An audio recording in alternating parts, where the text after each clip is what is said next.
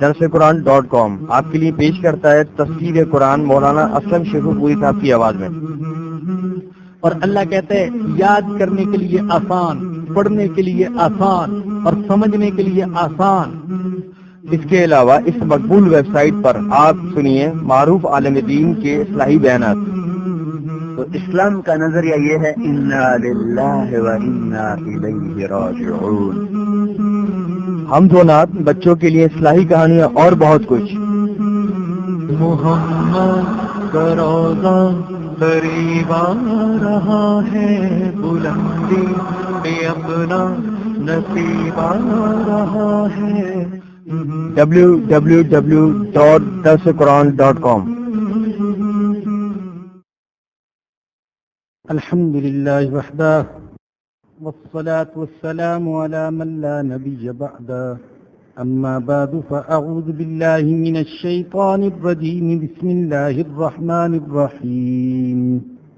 وإذ استسقى موسى لقومه فقلنا اضرب بعصاك الحجر فانفجرت منه 12 عينا قد علم كل أناس مشربهم كلوا واشربوا من رزق الله ولا تعثوا في الأرض مفسدين۔ وإذ قلتم يا موسى لن نصبر على طعام واحد فادع لنا ربك يخرج لنا مما تنبت الأرض من بقلها وقثائها وفومها وعدسها وبصلها قال أتستبدلون الذي هو أدنى بالذي هو خير اهبطوا مصرا فإن لكم ما سألتم وضربت عليهم الذلة والمسكنة وباءوا بغضب من الله ذلك بأنهم كانوا يكفرون بآيات الله ويقتلون النبيين بغير الحق ذلك بما عصوا وكانوا يعتدون۔ صدق اللہ العظیم۔ آج ہم نے خطبہ میں سورۃ البقرہ کی آیت نمبر 60 اور 61 تلاوت کی ہے۔ ذکر بنی اسرائیل کا چل رہا ہے جو موسیٰ علیہ السلام کی قیادت میں مصر سے نکل آئے تھے اور اب جزیرہ نمائے سینا میں تھے، جہاں پر نہ رہنے کے لیے مکانات اور نہ کھانے کے لیے سامان اور پانی کی بھی قلت تھی۔ جب پیاس کی وجہ سے تکلیف ہوئی تو وہ موسیٰ علیہ السلام کے ساتھ لڑنے جھگڑنے پر آمادہ ہو گئے۔ بڑی بدتمیز اور بے ادب قوم تھی بنی اسرائیل۔ حضرت موسیٰ علیہ السلام نے اللہ کی طرف رجوع کیا اور استسقاء کیا۔ استسقاء کا معنی ہے پانی طلب کرنا۔ صلاۃ استسقاء آپ نے یہ نام سنا ہوگا۔ جب قحط سالی کے آثار ہوں، بارش نہ ہو تو پھر اللہ سے نماز پڑھ کر بارش کی دعا کی جاتی ہے۔ اس نماز کو صلاۃ استسقاء کہا جاتا ہے۔ اس کی ایک صورت تو یہ ہے کہ کسی بھی نماز کے بعد اللہ سے بارش برسنے کی دعا کی جائے۔ حدیث میں آتا ہے کہ ایک بار نبی اکرم صلی اللہ علیہ وسلم جمعہ کے دن منبر پر تشریف فرما تھے۔ ایک دیہاتی حاضر ہوا، عرض کیا یا رسول اللہ، بارش کے نہ برسنے کی وجہ سے سب لوگ بہت پریشان ہیں، آپ اللہ کے حضور بارش کی دعا کیجیے۔ حضور اکرم صلی اللہ علیہ وسلم نے اللہ کے دربار میں ہاتھ اٹھا دیے۔ صحابہ اکرام کہتے ہیں کہ اس وقت مدینہ کی فضا میں آسمان پر بادل کا کوئی ٹکڑا نہ تھا، لیکن حضور کے دعا کرتے ہی نامعلوم کہاں سے بادل امڑتے ہوئے چلے آئے اور کچھ ہی دیر بعد بارش برسنا شروع ہو گئی۔ اور ایسا بھی ہوا کہ ایک بار نبی اکرم صلی اللہ علیہ وسلم نے بارش کی دعا فرمائی تو بارش مسلسل برستی رہی۔ پہلے بارش کے نہ برسنے سے پریشان تھے اور اب بارش کے زیادہ برسنے سے پریشان ہو گئے۔ وہی عرابی پھر حاضر ہوا، عرض کیا یا رسول اللہ راستے بند ہو گئے اور زیادہ برسنے کی وجہ سے بارش کے لوگوں کو تکلیف ہے۔ اللہ کے نبی نے پھر اللہ سے دعا فرمائی کہ اے اللہ ہمارے ارد گرد کے پہاڑوں پر تو بارش برسا، ہم پر بارش نہ برسا۔ چنانچہ بادل پہاڑوں کی طرف چھٹ گئے۔ بعض دفعہ ایسا بھی ہوا کہ نبی اکرم صلی اللہ علیہ وسلم باقاعدہ نماز پڑھنے کے لیے عیدگاہ میں تشریف لے گئے، جیسا کہ ایک حدیث میں آتا ہے نبینا صلی اللہ علیہ وسلم خرج الى المصلی متواضعا وحبل رداءه ثم صلی رکعتین۔ حضور اکرم صلی اللہ علیہ وسلم عیدگاہ کی طرف تشریف لے گئے اور بہت تواضع اور عاجزی کے ساتھ تشریف لے گئے اور اپنی چادر کو بدلا، اس طرف کو ادھر کر دیا، ادھر کو ادھر کر لیا، نیچے والے حصے کو اوپر، اوپر والے حصے کو نیچے۔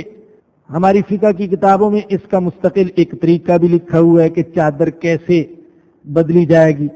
یہ چادر کا بدلنا گویا کہ نیک فالی تھی کہ اے اللہ جیسے میں نے چادر بدلی، اے اللہ ایسے ہی تو ہمارا حال بدل دے۔ چنانچہ اس موقع پر بھی حضور اکرم صلی اللہ علیہ وسلم کی دعا قبول ہوئی اور بارش برسی۔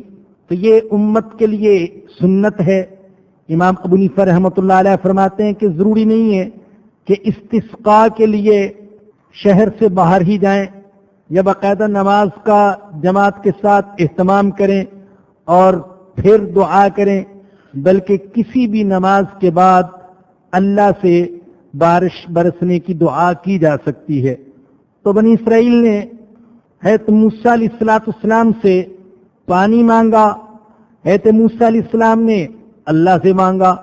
اللہ کے نبی اللہ سے مانگتے تھے، ہر چیز اللہ سے مانگنے کا حکم دیا، خواہ چھوٹی ہو یا بڑی۔ حضور نے صحابہ کے دل میں اللہ سے مانگنے کا اور اللہ کے دینے کا ایسا یقین بٹھایا کہ صحابہ کرام فرماتے ہیں کہ ہم جوتے کا تسمہ بھی اللہ سے مانگا کرتے تھے، ظاہری اسباب بھی اختیار کرتے، کوشش بھی کرتے۔ صحابہ کرام کی زندگی تعطل کی زندگی نہیں تھی، بیکاری کی زندگی نہیں تھی، رہبانیت کی زندگی نہیں تھی، لوگوں سے مانگنے کی زندگی نہیں تھی، لوگوں سے امیدیں رکھنے کی بھی زندگی نہیں تھی۔ ایک ہے زبان کا سوال اور ایک ہے دل کا سوال۔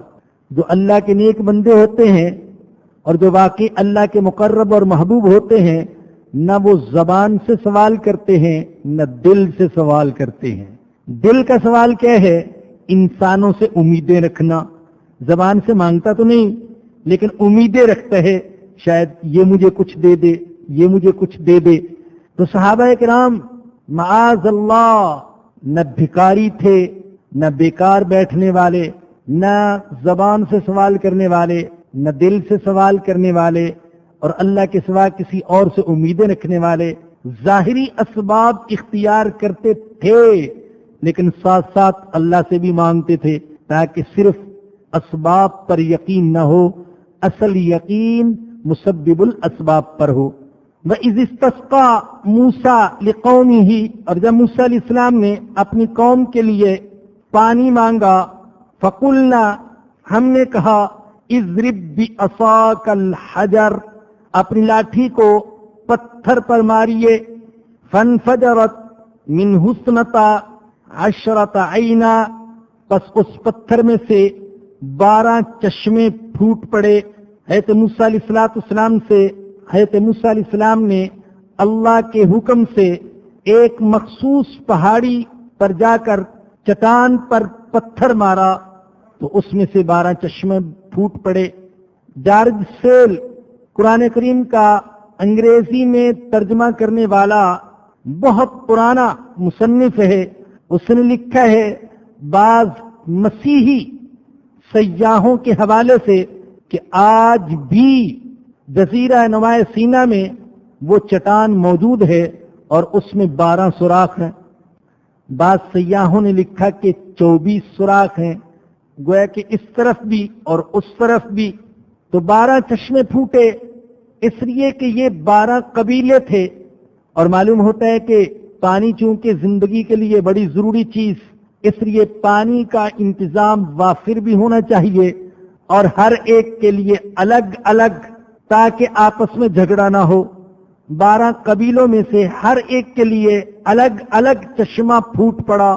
قد علم کل اناس مشربہم، تحقیق جان لیا سب لوگوں نے اپنے اپنے مشرب کو، اپنے اپنے گھاٹ کو، اپنے اپنے چشمے کو، اپنے اپنے پانی پینے کے جگہ کو۔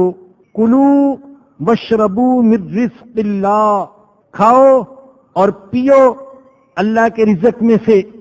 پہلے پانی کے انتظام کا ذکر کیا اور اب جب پینے کا حکم دیا تو کھانے کا ذکر پہلے اور پینے کا ذکر بعد میں کیا۔ معلوم ہوا کہ کھانے سے پہلے پانی کا انتظام کر لیا جائے، مگر جب ترتیب آئی تو اللہ نے کھانے کا ذکر پہلے کیا اور پینے کا ذکر بعد میں کیا۔ سورہ مریم میں بھی ایسے ہے، حضرت مریم علیہ السلام کو اللہ نے جبرائیل علیہ السلام کے ذریعے سے آواز دی، فناداہا من تحتہا اللہ تحزنی قد جعل ربک تحتک سریا، اے مریم تیرے نیچے ایک نہر پانی کی ہم نے جاری کر دی۔ اب انتظام کا ذکر تو جب ہوا تو پانی کا انتظام پہلے اور کھانے کی چیز کا انتظام بعد میں۔ وَهُزِّي إِلَيْكِ بِجِذْعِ النَّخْلَةِ، اس کھجور کے درخت کو ہلاؤ تو تم پر تازہ کھجوریں گریں گی۔ فَكُلِي وَاشْرَبِي، بس کھاؤ اور پیو۔ تو جب انتظام کی بات ہوئی تو پانی کا انتظام پہلے اور کھانے کا انتظام بعد میں، لیکن جب ترتیب کا وقت آیا تو کھانے کا ذکر پہلے اور پینے کا ذکر بعد میں کیا۔ یہاں پر بھی فرمایا کلو واشربو من رزق اللہ، کھاؤ اور پیو اللہ کے رزق میں سے۔ اسلام میں خام خواہ کی سختیاں نہیں ہیں، شریعت کے دائرے میں رہتے ہوئے اور شریعت کی حدود میں رہتے ہوئے پرتکلف قسم کا کھانا کھانا بھی جائز، لباس پہننا بھی جائز۔ تقوی اور اللہ کا تقرب یہ کسی خاص قسم کے کھانے میں نہیں ہے اور کسی خاص قسم کے لباس میں نہیں ہے۔ جو حلال کھانے ہیں، ہر قسم کے کھانے کھائے جا سکتے ہیں اور ہر قسم کے مشروبات پیے جا سکتے ہیں۔ اگر ایسا کھانا ہو اور ایسا مشروب کہ کھانے اور پینے کے بعد دل کی گہرائی سے الحمدللہ نکلے تو بہت اچھی بات ہے۔ اس لیے بعض بزرگوں سے یہ منقول بھی ہے اور بعض کا معمول بھی ہے کہ ٹھنڈا پانی نوش کیا جائے، تاکہ گرمی میں جب ٹھنڈا پانی نوش کرے تو دل کی گہرائی سے الحمدللہ نکلے۔ خود نبی اکرم صلی اللہ علیہ وسلم میٹھا اور ٹھنڈا پانی پسند فرماتے تھے اور آپ کے لیے بقدر وسائل اور بقدر استطاعت ٹھنڈے اور میٹھے پانی کا انتظام کیا جاتا تھا۔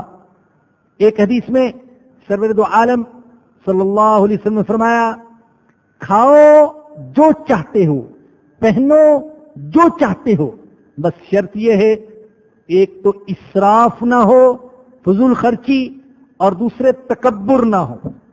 ایسا نہ ہو کہ لباس میں اسراف کرے، فضول خرچی، 100 جوڑے رکھے ہوئے ہیں، بعض جوڑے ایسے کہ پہننے کی نوبت ہی نہیں آتی، الماریاں بھر رکھی ہیں۔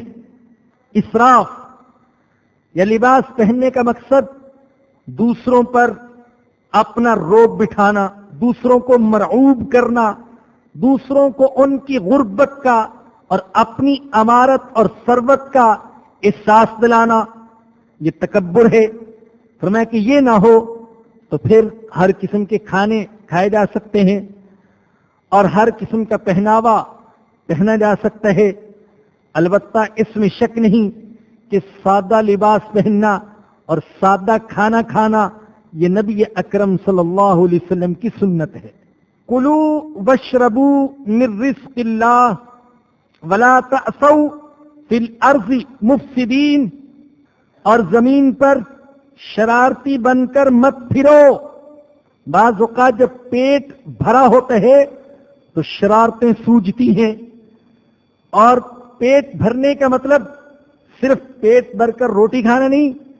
جب کچھ بینک بیلنس ہو، مالی حالات اچھے ہوں، جیب بھری ہوئی ہو اور ہر طرح کی نعمتیں میسر ہوں، تو انسان بجائے اللہ کا شکر کرنے کے فتنہ و فساد پر اتر آتا ہے.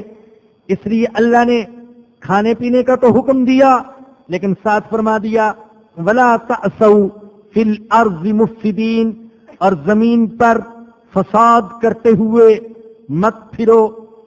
وَإِذْ قُلْتُمْ يَا مُوسَىٰ لَن نَّصْبِرَ عَلَىٰ طَعَامٍ وَاحِدٍ، اور جب تم نے کہا اے موسیٰ ہم ہرگز صبر نہیں کر سکتے ایک ہی قسم کے کھانے پر. کھانا ایک تو نہیں تھا، کھانے تو دو تھے، من اور سلوا، ترنجبین اور بٹیر. بلکہ بعض لوگوں نے کہا کہ ترنجبین اور بٹیر کا تو ذکر آتا ہے، لیکن کسی دوسرے کھانے کی نفی نہیں ہوتی. ہو سکتا ہے کچھ اور بھی میسر آ جاتا ہو، لیکن زیادہ تر جو کھانا تھا وہ من اور سلوا، ترنجبین اور بٹیر. کہتے ہم صبر نہیں کر سکتے روز ہی ایک ہی قسم کا کھانا.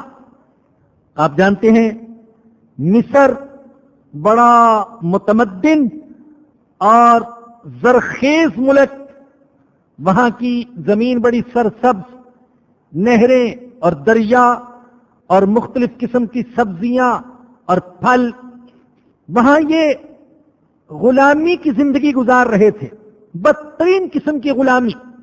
اور یہاں ان کو آزادی حاصل، لیکن ان کو وہاں کا پانی یاد آتا تھا، وہاں کی کھانے کی چیزیں وہ یاد آتی تھیں. ساگ یاد آتا، ککڑیاں یاد آتی، ترکاری یاد آتی، پیاز یاد آتا، لہسن یاد آتا. یہ چیزیں یاد کرتے تھے. دال یاد آتی. گوشت سے تنگ آ گئے. اللہ اکبر. گوشت کھا کھا کر تنگ آ گئے. یہ کیا ہوا کہ روزانہ گوشت؟ ہمیں تو دال دی جائے، ہم روزانہ یہ نہیں کھا سکتے. کتنے ہی لوگ ہیں کہ جو بیچارے روزانہ دال پر گزارا کرتے ہیں، قلت مال کی وجہ سے، غربت کی وجہ سے. ہمارے ہاں ایسے ہی لطیفے کے طور پر یہ جملہ بنائے ہوئے ہے، یہ کلمات بنائے ہوئے ہیں: الدال تدل علی قلت المال وکثرت العیال وضیق الحال. دال کا روزانہ پکنا یہ اس بات کی علامت ہے کہ مال تھوڑا ہے، ہاتھ تنگ ہے اور اہل و عیال زیادہ ہیں. الدال تدل علی قلت المال وکثرت العیال وضیق الحال. تو بہت سے لوگ جن کو دال ہی میسر، وہ گوشت کو ترستے ہیں، اور یہ ناشکری قوم گوشت سے تنگ آ گئی اور یہ نہ جان سکی کہ حریت اور آزادی کے لیے بہرحال قربانیاں دینی پڑتی ہیں.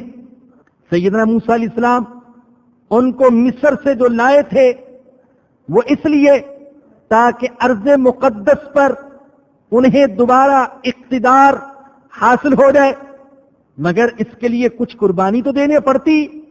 لیکن یہ قربانی دینے کے لیے تیار نہ تھے. اور قربانی تو چھوڑے، فوجوں سے ٹکراؤ اور گردنوں کا کٹوانا اور اللہ کی راہ میں خون بہانا، یہ قربانی تو بڑی بات.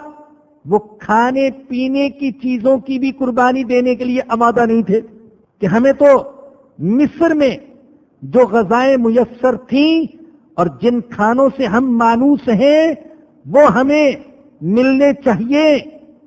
فادع لنا، ہم صبر نہیں کر سکتے ایک ہی قسم کے کھانے پر، بس بلائیے ہمارے لیے ربک، اپنے رب کو. اندازہ کیجئے انداز کیسا گستاخانہ ہے. کہہ رہے ہیں، آگے بھی آپ سنیں گے، بار بار ہے تو موسیٰ علیہ السلام سے کہتے ہیں بلاؤ ہمارے لیے اپنے رب کو، دعا کرو اپنے رب سے ارے بیوقوفو، جو موسیٰ کا رب ہے کیا وہ تمہارا رب نہیں ہے؟ لیکن کہتے یوں ہی ہے فَادْعُ لَنَا رَبَّكَ، پس دعا کیجئے ہمارے لیے اپنے رب سے، یخرج لنا مما تنبت الارض، وہ ہمارے لیے زمین کی پیداوار میں سے پیدا کرے کیا چیزیں؟ من بقلہا، ساگ، وکسائہا، ترکاری، ککڑیاں، وفومہا، گیہوں، لہسن، وعدسہا، اور دال، وبصلہا، اور پیاز، یہ چیزیں پیدا کرے، ہمیں مہیا کرے۔ قال اتستبدلون الذی هو ادنی بالذی هو خیر، فرمایا کیا تم ایک بہتر چیز کے بدلے میں وہ چیز مانگتے ہو جو گھٹیا ہے؟ تمہیں گھر میں بیٹھے بٹھائے کھانا میسر آ جاتا ہے دونوں وقت اور بہترین کھانا، لیکن تم اس کھانے کے بدلے میں وہ کھانا مانگ رہے ہو جو اس سے ادنا ہے۔ اہبتو مصرن، اچھا تم کسی شہر میں چلے جاؤ، فإن لکم ما سألتم، تو تمہیں وہ کچھ مل جائے گا جو تم مانگ رہے ہو۔ یہ چیزیں جو تم مانگ رہے ہو، یہ لہسن، یہ پیاز، یہ آلو، یہ ٹماٹر، یہ ساگ، یہ ترکاری، اور یہ ککڑیاں، اور یہ گیہوں، یہ چیزیں تو تمہیں کسی بھی شہر میں مل سکتی ہیں۔ جاؤ کسی شہر میں چلے جاؤ، وہاں یہ سب چیزیں تمہیں مل جائیں گی۔ میں تو تمہیں ایک بڑے مقصد کے لیے مصر سے نکال کر لایا ہوں، اور اس بڑے مقصد کے لیے کچھ نہ کچھ تو اپنے جذبات کی قربانی دینا پڑے گی۔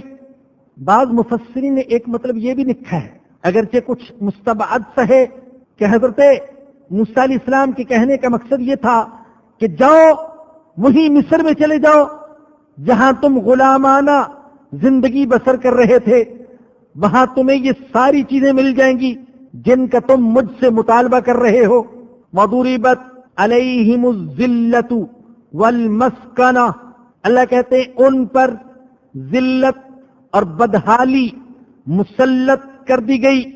یہ جو یہاں پر ذکر ہے ان پر ذلت اور بدحالی مسلط کر دی گئی۔ وہ انبیاء کے ساتھ استہزاء کرتے تھے، اللہ کی آیات کے ساتھ کفر کرتے تھے، صلحاء کا قتل کرتے تھے۔ تو یہ سارے کام انہوں نے جزیرہ نمائے سینا میں نہیں کیے، یہ تو بہت بعد میں ہوا۔ یہ قتل انبیاء، یہ کفر آیات، اور پھر اس کے نتیجے میں ان پر ذلت اور مسکنت اور بدحالی جو مسلط کی گئی، یہ تو بعد میں ہوا۔ لیکن چونکہ یہاں پر ان کی حکم عدولیوں کا ذکر ہے، ان کے گناہوں کا، ان کے کفران نعمت کا، تو اس مناسبت سے اللہ نے ان کے دوسرے احوال اور دوسرے جرائم کو بھی ذکر فرما دیا۔ فرمایا کہ ان پر ذلت اور بدحالی مسلط کر دی گئی۔ عام مغالطہ یہ ہے لوگوں کو کہ یہودی بڑی متمول قوم ہے، یہ بڑے مالدار ہوتے ہیں، حالانکہ ایسا نہیں ہے۔ بہت سی کتابوں میں ان کے بارے میں لکھا گیا کہ ان کے چند خاندان سرمایہ دار ہیں، باقی مفلس۔ اور پھر دیکھیے غنا، مالداری ایک تو ظاہری ہوتی ہے اور ایک دل کی غنا ہوتی ہے، جیسا کہ نبی اکرم صلی اللہ علیہ وسلم نے فرمایا الغنا غنا القلب، اصل غنا یہ دل کی غنا ہے، اور اصل مسکنت اور اصل غریبی اور اصل فقیری یہ بھی دل کی ہے۔ بہت سے لوگ ہوتے ہیں وہ ہاتھ کے اور جیب کے اور بینک بیلنس کے غنی ہوتے ہیں، لیکن دل کے مفلس ہوتے ہیں، غریب ہوتے ہیں، فقیر ہوتے ہیں۔ ان کو کروڑوں اور اربوں بھی مل جائے تو بھی ان کی غریبی کا، ان کی محتاجگی کا علاج نہیں ہو سکتا۔ یہی حال بنی اسرائیل کا تھا، اور فرمایا کہ ان پر ذلت مسلط کر دی گئی۔ آپ تاریخ اٹھا کر دیکھیں تو یہودی ہمیشہ در بدر پھرتے رہے، کبھی یہاں کبھی وہاں، تقریباً 2000 سے 3000 سال تک دنیا میں کہیں بھی ان کی حکومت اور سلطنت نہیں تھی۔ دنیا میں ان کو کوئی ٹکڑا ایسا میسر نہیں تھا جہاں پر یہ اپنی مملکت قائم کر سکیں، اور ہمیشہ ان کو غلط نظروں سے دیکھا گیا، یعنی اس نظر سے ان کو دیکھا گیا کہ یہ بڑی سازشی، بڑی شرارتی، بڑی خبیث، بڑی بدباطن اور سود خور قوم ہے۔ یہ صرف مسلمانوں نے نہیں، دنیا کی دوسری اقوام نے بھی ان کو اسی نظر سے دیکھا اور ان سے چکنا ہو کر رہے۔ آپ ذرا تاریخ اٹھائیں، جرمنی میں ہٹلر نے ان کے ساتھ کیا کیا تھا؟ سینکڑوں یہودی ایک ایک قبر میں اس نے دفن کیے۔ پھر اٹلی میں کیا ہوا، اور ہنگری میں اور رومانیہ میں، دنیا کے مختلف ممالک میں 2 سے 3 ہزار سال تک یہ مارے مارے پھرتے رہے، ان کی کوئی مملکت نہ تھی۔ بالآخر مغربی طاقتوں کی سازش اور ان کے اشارے کے تحت فلسطینیوں سے ان کا ملک، ان کی زمین چھینی گئی اور وہاں پر یہودیوں کو آباد کیا گیا۔ اور ان کی سلطنت کو دیکھ کر آج بہت سے لوگوں کو دھوکہ ہوتا ہے کہ قرآن تو کہتے ہیں کہ ان پر ذلت مسلط، لیکن وہ تو ایک سلطنت کے مالک، پھر ان کے پاس ایٹم بم اور دوسرا اسلحہ، اور مسلمان ان کے مقابلے میں کمزور۔ ایک بات تو یہ یاد رکھیں کہ یہودی اس وقت بھی مغربی اقوام کے زیر اثر زندگی گزار رہے ہیں، گویا کہ اسرائیل کی حیثیت امریکہ، برطانیہ اور دوسری کفریہ طاقتوں کی ایک چھونی کی سی ہے۔ اور دوسری بات یہ جان لیں کہ یہ بھی نبی اکرم صلی اللہ علیہ وسلم کی ایک پیشن گوئی کا نتیجہ کہ حضور نے فرمایا کہ قیامت کے قریب یہ ایک جگہ جمع ہو جائیں گے، اور انشاءاللہ یہیں پر حضرت مسیح علیہ السلام ان کا خاتمہ کریں گے۔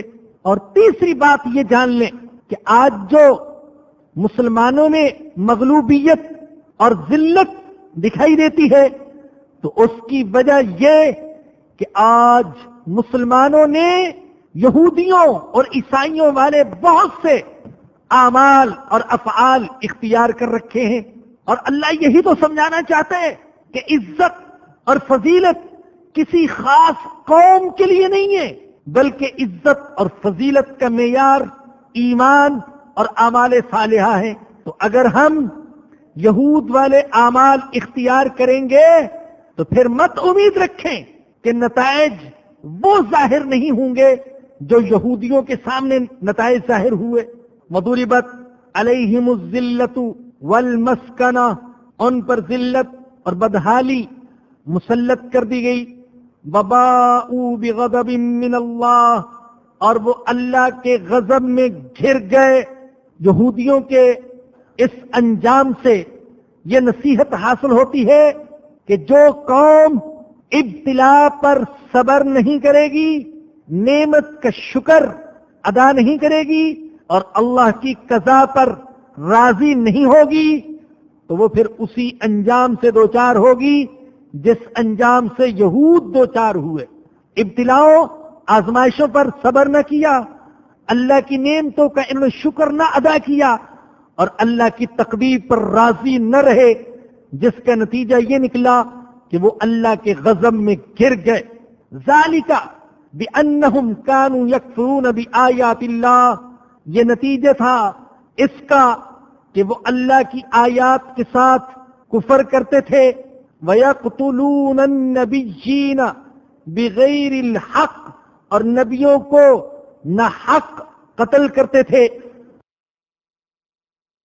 صلحاء پر، انبیاء پر، مصلحین پر، مبلغین پر جتنے مظالم بنی اسرائیل نے ڈھائے ہیں، ان کی مثال کسی دوسری قوم کی تاریخ میں نہیں ملتی۔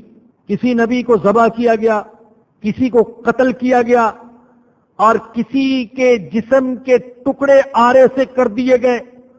حضرت یسعیا نبی کا قتل، حضرت یرمیا نبی کا قتل، حضرت زکریا کا قتل، حضرت یحییٰ کا قتل اور حضرت عیسیٰ علیہ السلام کا اقدام قتل، ان کو بھی قتل کرنے کی کوشش کی.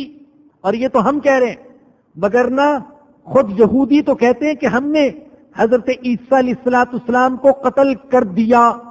ان کے خلاف جھوٹا مقدمہ بنایا، پہلے اپنی مذہبی عدالت میں ان کے لیے قتل کا فیصلہ جاری کیا، اور پھر وقت کی رومی عدالت سے بھی حضرت عیسیٰ علیہ السلام کے لیے قتل کا فیصلہ جاری کروایا.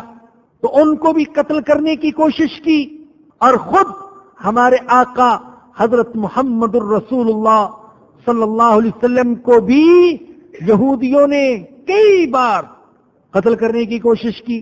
ایسا بھی ہوا کہ نبی اکرم صلی اللہ علیہ وسلم کسی معاملے میں گفتگو کے لیے ان کے محلے میں تشریف لے گئے، اور دیوار کے سائے میں آپ تشریف فرما ہوئے. اوپر سے یہود نے کوشش کی کہ بھاری چٹان آپ پر گرا کر آپ کا خاتمہ کر دیا جائے، لیکن اللہ نے آپ کو اطلاع کر دی اور آپ اٹھ کر چلے گئے.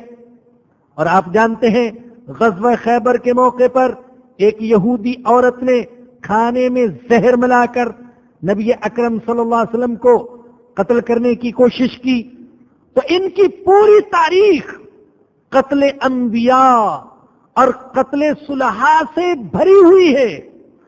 اور یاد رکھیے کہ یہودیوں پر انبیاء کو قتل کرنے کا الزام یہ قرآن نے پہلی بار نہیں لگایا. آج کی تحریف شدہ تورات اور انجیل بھی اٹھا کر دیکھیں تو اس میں بھی یہ مذکور ہے کہ اے یہود، تم ہمیشہ انبیاء کو تکلیفیں دیتے رہے اور ان کا قتل کرتے رہے. تورات میں ایک آیت کا ترجمہ یوں ہے کچھ: اے گردن کشو اور دل اور کان کے نامختونوں، نبیوں میں سے کس کو تمہارے باپ دادوں نے نہیں ستایا. تو گویا کہ قرآن جو کچھ ذکر کر رہے یہ تورات اور انجیل میں موجود، اور یہ نبی اکرم صلی اللہ علیہ وسلم کی صداقت کی علامت کہ آپ تو امی محض، آپ نے بنی اسرائیل کی تاریخ کا مطالعہ نہیں کیا، اور آپ اللہ کے علم کی بنا پر یہ دعویٰ کر رہے کہ تم انبیاء کو قتل کرنے والے، اور تورات اور انجیل اس بات کی تصدیق کر رہی کہ قرآن کا یہ دعویٰ اور حضور کا یہ دعویٰ سچا. پھر اس پر غور فرمائیے کہ فرمایا کہ وَيَقْتُلُونَ النَّبِيِّينَ بِغَيْرِ الْحَقِّ، وہ نبیوں کو ناحق قتل کرتے تھے. بھائی نبی کا قتل کرنا تو ہے ہی ناحق، تو اس کے کہنے کی کیا ضرورت؟ کیا نبی کا قتل کرنا کوئی حق پر بھی ہو سکتا ہے؟ تو مفسرین فرماتے ہیں اللہ یہ بتانا چاہتے ہیں کہ انبیاء کو قتل کرنا خود ان کے اپنے اصول اور اپنے معیار کے اعتبار سے بھی ناحق تھا. اور یہاں یہ بھی جان لیجئے کہ انبیاء اور صلحاء اور مبلغین کو قتل کرنا یہ یہود کا شیوا، اور آج ہمارے ہاں بھی صلحاء کو، مبلغین کو، اللہ کے نیک بندوں کو اور انبیاء کے وارثوں کو قتل کیا جا رہا ہے. آپ اخبار میں پڑھ چکے ہوں گے، کل بھی ایک بے گناہ عالم کو شہید کر دیا گیا. حضرت مولانا مفتی شمس الدین صاحب حنفیہ کے شیخ الحدیث. تو جو کام بنی اسرائیل کر رہے تھے آج اس امت نے بھی شروع کر دیا. اور وہ نبی اکرم صلی اللہ علیہ وسلم کی حدیث صادق آتی ہے جس میں آپ نے مسلمانوں سے خطاب کرتے ہوئے فرمایا تھا لَتَتَّبِعُنَّ سُنَنَ مَنْ كَانَ قَبْلَكُمْ، تم اپنوں سے پہلوں کی ضرور اتباع کرو گے، یہاں تک کہ اگر ان میں سے کوئی گوہ کے سوراخ میں گھسا ہوگا تو تم بھی یوں ہی کرو گے. صحابہ نے پوچھا یا رسول اللہ، کہ آپ کا مقصد یہ ہے کہ ہم یہود و نصارہ کی اتباع کریں گے؟ تو نبی اکرم صلی اللہ علیہ وسلم نے فرمایا اور کس کی بات کر رہا ہوں. تو اس امت نے بھی وہی عمل شروع کر دیا. اللہ علماء حق کی حفاظت فرمائے. ذالک بما عصوا وکانوا یعتدون، یہ نتیجہ تھا ان کی نافرمانیوں کا اور اس کا کہ وہ حد سے بڑھ جاتے تھے۔ امام بیزاوی رحمت اللہ علیہ فرماتے ہیں کہ چھوٹی نیکی انسان کو بڑی نیکی کی طرف لے جاتی ہے، اور چھوٹا گناہ انسان کو بڑے گناہ کی طرف لے جاتا ہے۔ پہلے انہوں نے نافرمانی کی اور حد سے تجاوز کر گئے، تو نتیجہ یہ نکلا کہ آیات الہیہ کا کفر کرنے لگے اور انبیاء کو قتل کرنے لگے۔ تو اس لیے میرے بزرگوں اور دوستوں، اگر کبھی ہم سے چھوٹا گناہ بھی ہو جائے تو اس سے بھی توبہ کر لینی چاہیے، مگر نہ ہوتا یہ ہے کہ یہ گناہ کسی بڑے گناہ کی طرف لے جاتا ہے۔ اور بعض حضرات نے کہا نیکی کی قبولیت کی علامت یہ ہے کہ اللہ ایک نیکی کے بعد دوسری نیکی کی توفیق عطا فرما دے۔ جب ایک نیکی کے بعد دوسری نیکی کی توفیق مل جائے تو ہمیں امید رکھنا چاہیے کہ اللہ نے پہلی نیکی کو قبول فرما لیا۔ ان الذین آمنوا والذین ہادوا، ایک طرف تو کفر کرتے تھے، انبیاء کو قتل کرتے تھے، حد سے بڑھ جاتے تھے، معصیت اور نافرمانی کرتے تھے، اور دوسری طرف ان کا دعویٰ یہ تھا کہ ہم ہدایت پر ہیں، بلکہ یہ کہ ہم ہی ہدایت پر ہیں، یہ دعویٰ تھا۔ اللہ ان کے دعوے کی تردید کرتے ہیں اور اللہ ایک قاعدہ بیان کرتے ہیں کہ کون ہے ہدایت پر۔ ان الذین آمنوا والذین ہادوا والنصارى والصابئین، حقیقت یہ ہے کہ نبی کے ماننے والے ہوں یا یہودی ہوں، والنصارى اور نصارہ ہوں، والصابئین اور صابی ہوں۔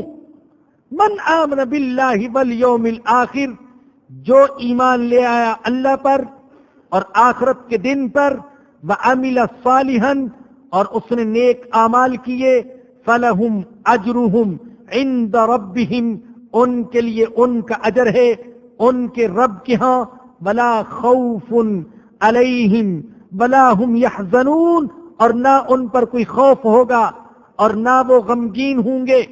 چار گروہوں کا ذکر کیا۔ ان الذین آمنوا، نبی کے ماننے والے، نمبر 2 والذین ہادوا، اور وہ جو کہ یہودی ہو گئے۔ یاد رکھیے نسلی اعتبار سے انہیں بنی اسرائیل کہا جاتا تھا، اور دینی اور اعتقادی حیثیت میں ان کو یہود کہا جاتا تھا، اور نصارہ یہ نصرانی کی جمع ہے۔ فلسطین میں اور پرانے زمانے میں فلسطین شام ہی کا ایک حصہ تھا، کوئی الگ ملک نہیں تھا۔ فلسطین میں ایک قصبہ ہے ناصرہ نام کا، بیت المقدس سے تقریباً 70 میل دور۔ یہ ناصرہ قصبہ حضرت عیسیٰ علیہ السلام کا آبائی وطن ہے۔ تو نصارہ نصرانی کی جمع، حضرت عیسیٰ علیہ السلام کو یسوع ناصری بھی کہا جاتا ہے اسی قصبے کی نسبت کی وجہ سے۔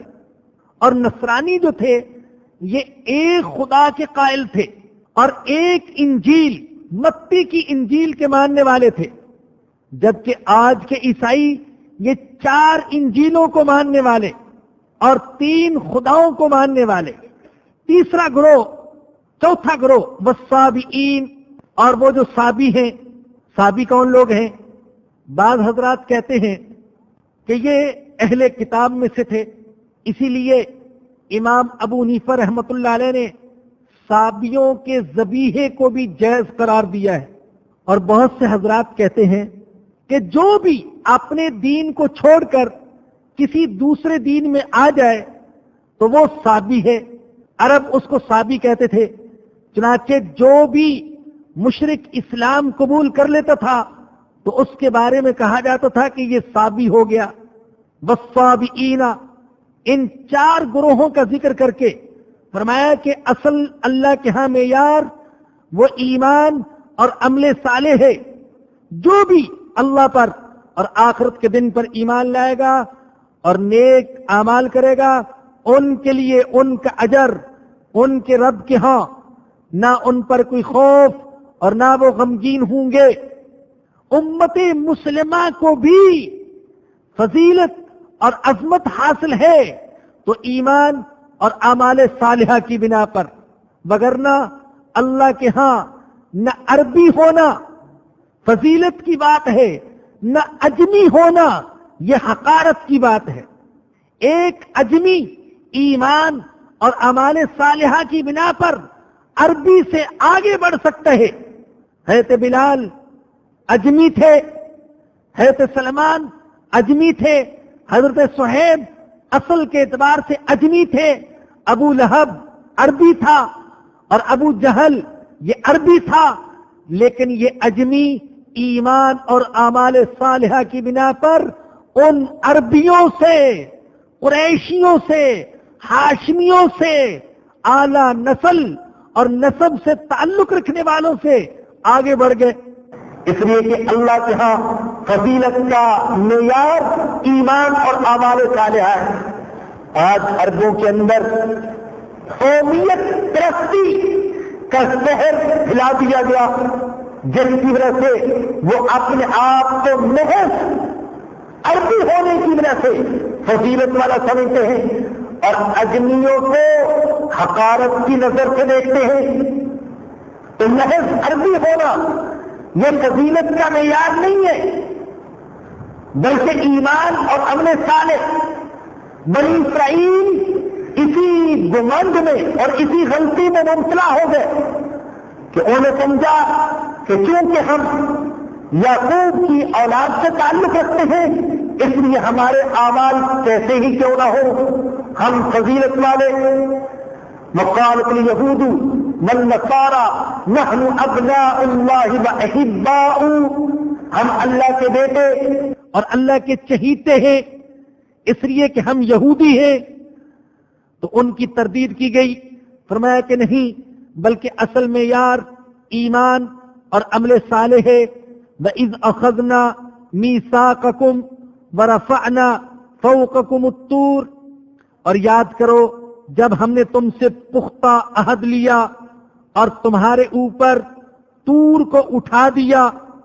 طور عربی زبان میں مطلقاً پہاڑ کو بھی کہتے ہیں، اور جزیرہ نما سینا میں ایک مخصوص پہاڑ کا نام بھی طور ہے۔ کہا جاتا ہے کہ یہیں پر حضرت موسیٰ علیہ السلام کو اللہ سے شرف ہم کلامی حاصل ہوا، تو طور کو اٹھا دیا گیا ان پر۔ کیسے اٹھایا گیا؟ قرآن تو واضح طور پر کہتے ورفعنا، ہم نے اٹھا دیا تمہارے اوپر طور کو، اور اللہ پہاڑوں کو اٹھانے پر قادر۔ حضرت جبرائیل علیہ السلام کے اندر اللہ نے اتنی طاقت رکھی ایک فرشتے کے اندر، وہ چاہے تو اللہ کے حکم سے کئی پہاڑوں کو بیک وقت اٹھا لے۔ تو اللہ کے اندر یہ طاقت، طور ان کے اوپر اٹھایا گیا، ان کو کہا گیا تورات پر عمل کرنا ہوگا۔ کسی کے دل میں یہ اشکال آ سکتا ہے کہ یہ تو اکراہ ہے، یہ تو جبر ہے، ان کو مجبور کیا جا رہا ہے عمل کرنے پر، حالانکہ قرآن میں آتا ہے لا اکراہ فی الدین، دین میں اکراہ نہیں، دین میں کوئی جبر نہیں۔ تو پہلی بات تو یہ جان لیں کہ یہ اصول دین اسلام میں ہے، لا اکراہ فی الدین، دین میں اکراہ نہیں۔ ہو سکتا ہے ان کے دین میں اکراہ جائز ہو۔ اور دوسری بات یہ جان لے کہ ایمان قبول کرنے کے لیے تو واقعتاً اکراہ نہیں ہے، لیکن ایمان قبول کرنے کے بعد عمل کروانے کے لیے جبر کیا جا سکتا ہے۔ ایمان قبول کرنے پر کوئی اکراہ نہیں، ناجائز ہے، غلط ہے کہ ہم کسی کو مسلمان ہونے پر مجبور کریں۔ ایمان کی دعوت دی جائے گی، ایمان کی حقیقت بتائی جائے گی، ایمان کی فضیلت بتائی جائے گی، اسلام کی حقانیت کو دلائل سے ثابت کیا جائے گا، یہودیت نصرانیت کی کمزوریاں بیان کی جائیں گی، لیکن کسی کو ایمان قبول کرنے پر مجبور نہیں کیا جائے گا۔ اسلام اس کی اجازت نہیں دیتا۔ نبی اکرم صلی اللہ علیہ وسلم نے کسی کو اسلام قبول کرنے پر مجبور نہیں کیا۔ کوئی ایک مثال بھی پیش نہیں کی جا سکتی۔ جو بدبخت یہ کہتے ہیں کہ اسلام تلوار سے پھیلا، جھوٹ بولتے ہیں۔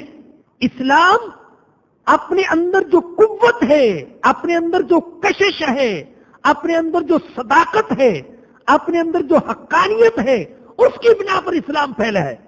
اسلام تلوار سے نہیں پھیلا۔ آج مغرب میں، یورپ میں، خود یورپ والے تسلیم کرتے ہیں کہ سب سے زیادہ قبول کیے جانے والا مذہب وہ اسلام ہے۔ تو آج امریکہ والوں کو کون سی تلوار اسلام کے آگے جھکنے پر مجبور کر رہی ہے؟ عیسائیوں کو اور دوسرے غیر مسلموں کو کون سی تلوار، کون سا بم ایمان قبول کرنے پر مجبور کر رہے؟ آج تو مسلمان کمزوری کی حالت میں ہے، ذلت کی حالت میں ہے، مغلوبیت کی حالت میں ہے، امریکہ کے سامنے جھکے ہوئے۔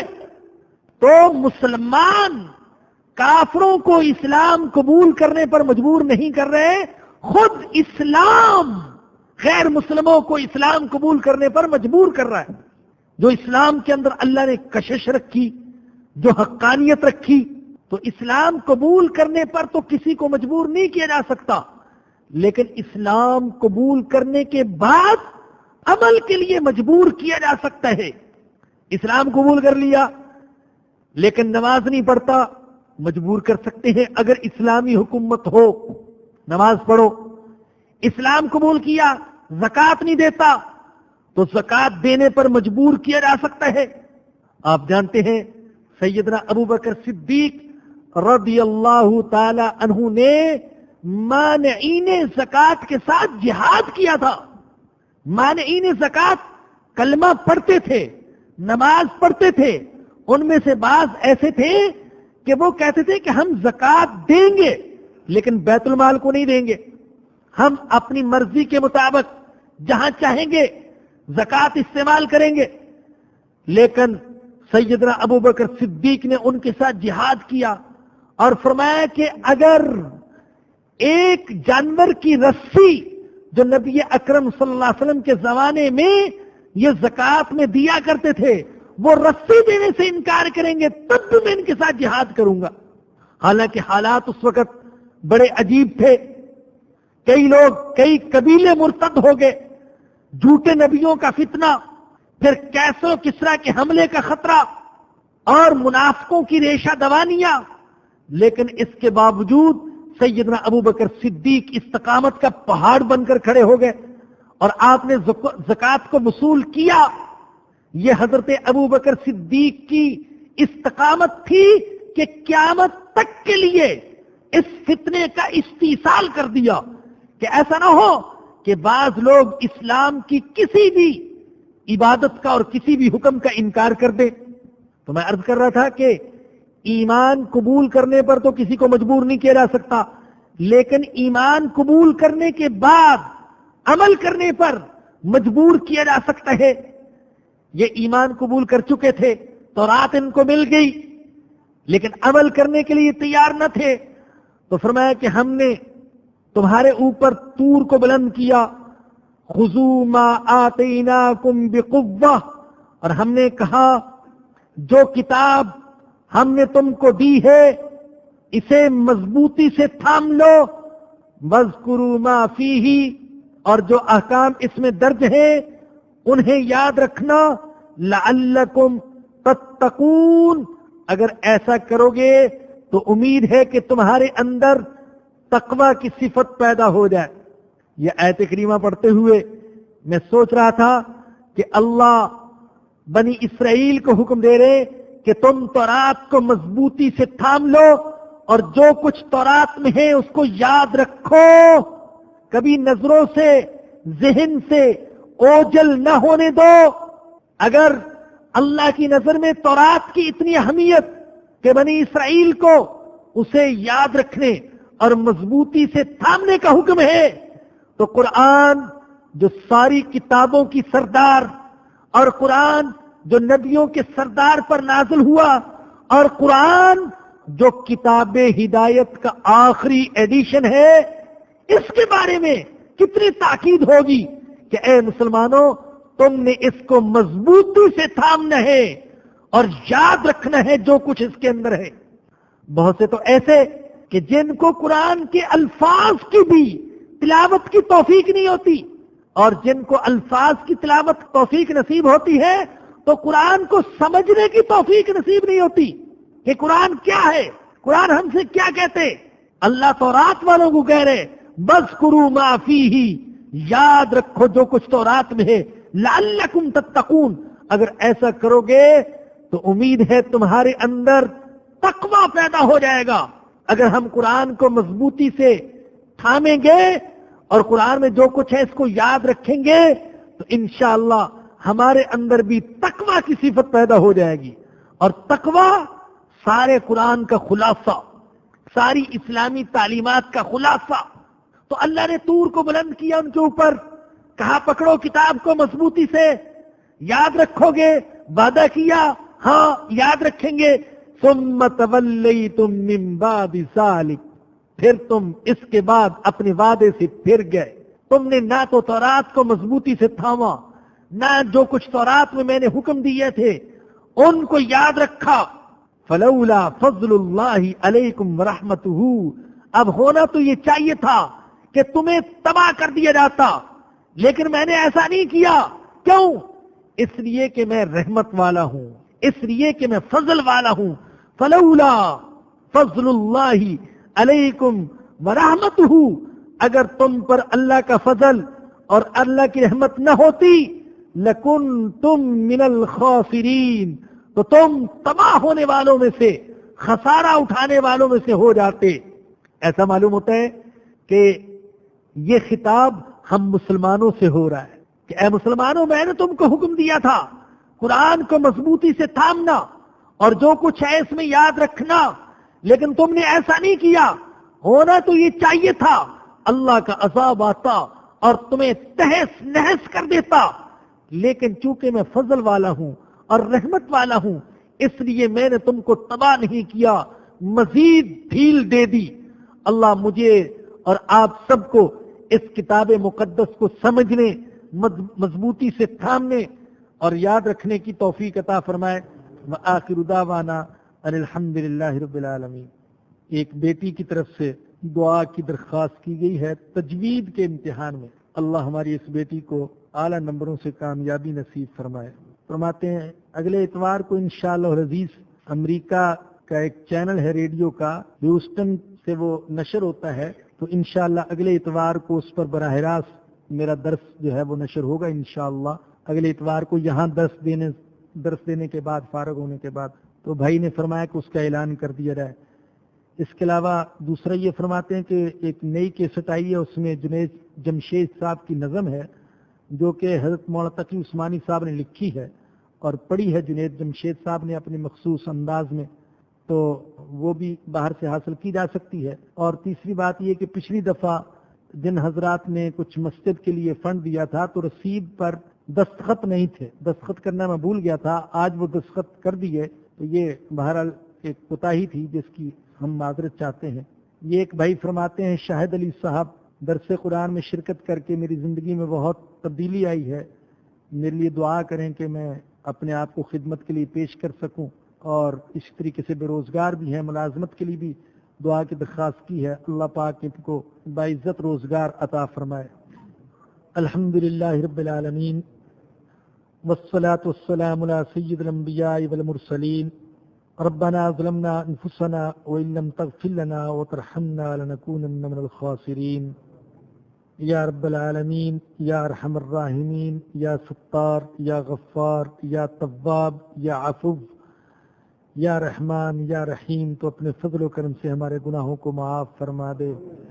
یا اللہ جو زندگی باقی ہے وہ تیرے حکموں کے مطابق اور تیرے سچے نبی کے سچے طریقوں کے مطابق گزارنے کی توفیق عطا فرما دے۔ اللہ تو ہماری ٹوٹی پھوٹی نیکیوں کو قبول فرما لے، یہ ٹوٹی پھوٹی دعوت قبول فرما لے، یہ درس قرآن کا سلسلہ قبول فرما لے، اور اللہ اس کی تکمیل کی توفیق عطا فرما دے، اپنے فضل و کرم سے اس کی تکمیل کی توفیق عطا فرما دے۔ اللہ جو مرد اور جو خواتین محض حسن ظن کی بنا پر اپنی اصلاح کا جذبہ لے کر تیری کتاب مقدس کو سمجھنے کی نیت سے اللہ تکلیف اٹھا کر یہاں حاضر ہوتے ہیں، اللہ ان کے آنے کو قبول فرما لے، اللہ ان کے حسن ظن کو قبول فرما لے، اللہ ان کی اصلاح فرما دے۔ یا اللہ اس درس قرآن کی محفل میں شرکت کرنے والے ایک ایک مرد کو اور ایک ایک عورت کو اللہ اپنے دین پر چلنے کی توفیق عطا فرما دے۔ یا اللہ خواہ ان کی شرکت یہاں حاضری کی صورت میں ہو یا ان کی شرکت انٹرنیٹ پر سننے کی صورت میں ہو، یا اللہ ان سب کے سننے سنانے کو قبول فرما لے۔ اللہ زندگیوں کو بدل دے، اللہ زندگیوں کو بدل دے۔ اللہ ان تمام حضرات و خواتین کی یا اللہ اپنے فضل و کرم سے جائز ضروریات کو پورا فرما دے، پریشانیاں دور فرما دے، جسمانی اور روحانی بیماریوں سے شفا نصیب فرما دے۔ یا رب العالمین، حضرت مفتی شمس الدین صاحب جنہیں کل شہید کر دیا گیا اور دوسرے شہداء، اللہ ان سب کی مغفرت فرما، اللہ علماء حق کی حفاظت فرما، اللہ تو علماء حق کی حفاظت فرما، اللہ ہم سب کی حفاظت فرما، دشمنوں سے، حاسدوں سے، دہشت گردوں سے، شریروں سے، اے اللہ کافروں سے ہماری حفاظت فرما، اپنے فضل و کرم سے حفاظت فرما، ایمان والی زندگی عطا فرما، ایمان والی موت نصیب فرمانا۔ یا اللہ یہ جتنے بھی احباب نے دعاؤں کے لیے کہا، یا اللہ ان سب کی دعاؤں کو قبول فرما، بیماروں کو شفا عطا فرما، بے روزگاروں کو روزگار عطا فرما۔ اللہ کتاب مقدس کو مضبوطی سے تھامنے کی توفیق عطا فرما، جو کچھ اس میں ہے اسے یاد رکھنے کی توفیق عطا فرما، اللہ تلاوت کی توفیق عطا فرما، اللہ تدبر کی توفیق عطا فرما، اللہ عمل کی توفیق عطا فرما، اللہ کتاب مقدس کے مضامین کو پوری دنیا میں پھیلانے کی توفیق عطا فرما۔ ربنا آتنا فی الدنیا حسنۃ وفی الآخرۃ حسنۃ وقنا عذاب النار۔ ربنا تقبل منا انک انت السمیع العلیم وتب علینا انک انت التواب الرحیم۔ صلی اللہ تعالی علی رسولہ وخیر خلقہ سیدنا و مولانا محمد وآلہ وصحبہ واہل بیتہ اجمعین، آمین برحمتک یا ارحم الراحمین۔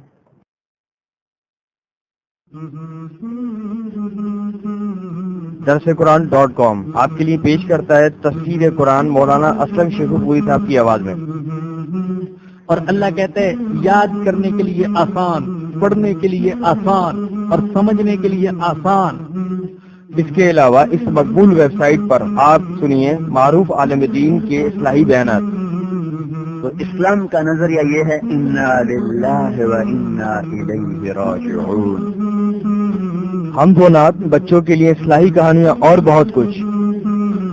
محمد کا روزہ قریب آ رہا ہے، بلندی پہ اپنا نصیب آ رہا ہے۔